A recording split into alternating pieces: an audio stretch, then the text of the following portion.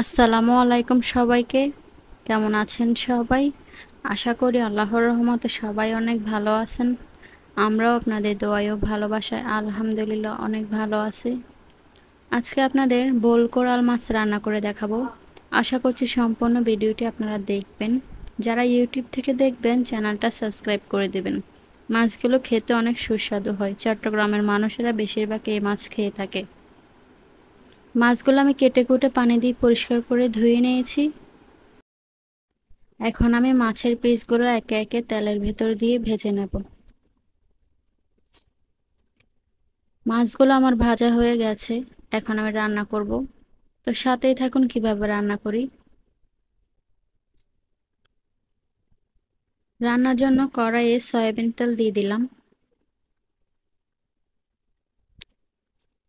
তেল গরম হওয়ার পর পেঁয়াজ কুচি দিয়ে দিলাম। পেঁয়াজগুলো খুব ভালো করে নেড়ে চেড়ে দেব।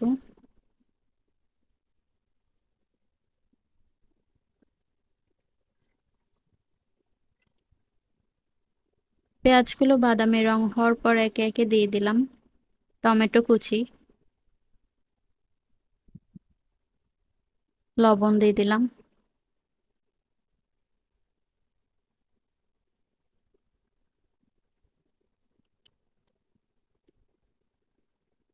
এরপর দিয়ে দিলাম হলুদের গুঁড়ো,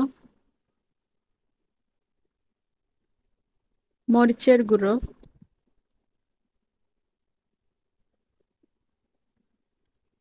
অল্প একটু আদা বাটা, জিরা বাটা, সরিষা বাটা, রসুন বাটা, সামান্য পানি দিয়ে দিলাম। এখন আমি মশলাটা বেশ কিছুক্ষণ কষিয়ে নেব। মশলা বেশ কিছুক্ষণ কষানোর পর ঝোলের পানি দিয়েছিলাম। ঝোল খুব ভালো করে ফুটে গেছে। এখন আমি ভেজে রাখা মাছগুলো দিয়ে দিলাম।